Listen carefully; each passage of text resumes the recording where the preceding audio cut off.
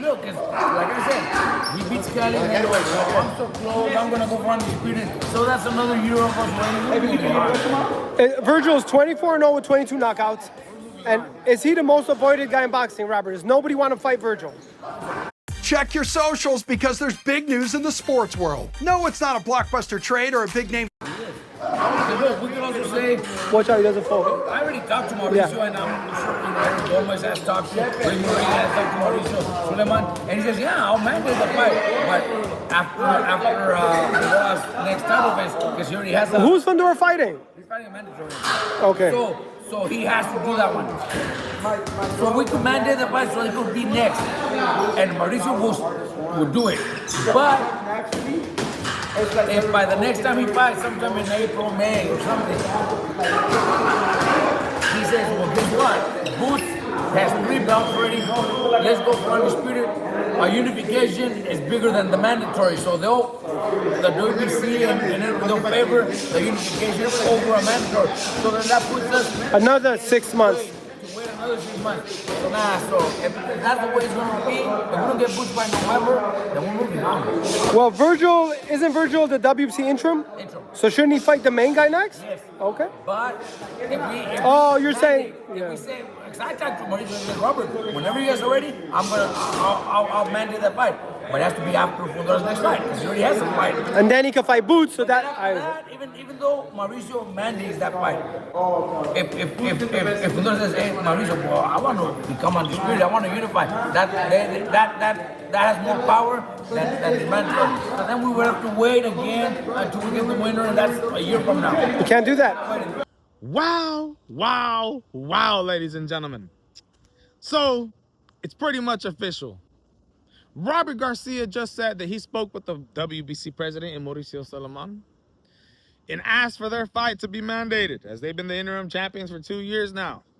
The WBC junior middleweight interim champions, they're ready to have their fight mandated. They went to the president, they spoke about it, and MAURICIO SULAIMAN says, I'll grant that to you. I will order Sebastian Fundora, the WBC junior middleweight champion of the world. I will order him to face Vergil Ortiz as soon as the ERMALL Hajibas fight is over. As soon as that fight, ERMALL Hajibas is done, I'll order it. But if Jaron Boots Ennis asks us to have a unification bout with Sebastian Fundora, and Sebastian Fundora wants to do this, try to become an undisputed 154-pound champion, even though before signing to the zone, he had absolutely no plans of that, wanted no other world titles, says he's fine with the WBC bout. Vergil Ortiz is going to have to sit on the sidelines, even after speaking to the WBC president, as they say, we'll order that fight after the ERMALL Hajibas fight, but if Jaron Boots Ennis wants to unify, then we're going to allow him to do that as unifications trump mandatories. Yes, unification trump mandatories. So, even if they order Vergil Ortiz to face Sebastian Fundora after his next fight against ERMALL Hajibas, that doesn't necessarily mean that that fight's going to happen. Fundora is going to have a decision to make. Either face Vergil Ortiz, a fight that's mandated by the WBC, or fight Jaron Boots Ennis for 2 of the 4 world titles, adding to your 1, getting you that much closer to becoming a full 154-pound undisputed world champion. So that being said, what I learned from that is that Vergil Ortiz will eventually be ordered to face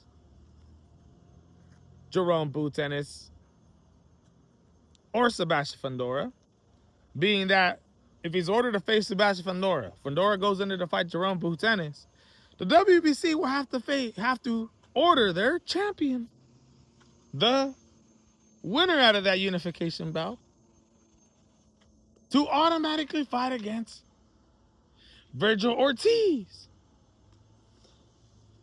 And that being said, Jerome Boots Ennis by then would conquer the IBF bout fighting Josh Kelly.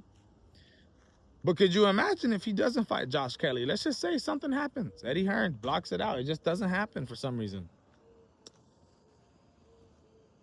You see Fundora go against ERMALL Hadjibas. Fundora and Jerome Boots Ennis fight.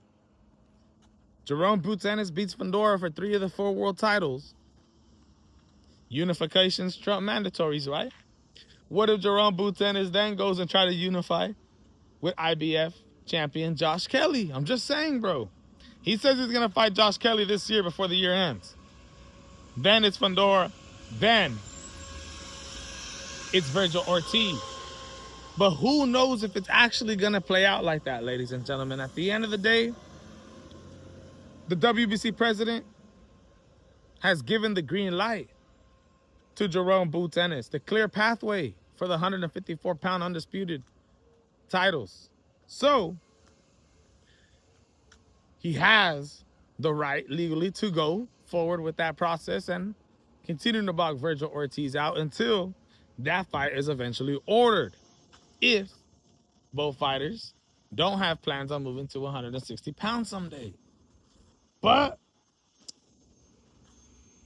it looks like we're going to have to do some waiting, ladies and gentlemen, to see the actual fight that we want to see. Don't get me wrong. Jerome Boots Ennis versus Fundora is an interesting one. Jerome Boots versus Josh Kelly, not as interesting. Not as interesting. Vergil Ortiz, Boots Ennis, that's the most interesting fight in the 154 pounds, ladies and gentlemen. So as of right now, y'all heard the confirmation from Robert Garcia. He spoke with WBC president. He's got, Jerome Boots Ennis has got the clean pathway to go ahead and go forward with this plan that he has.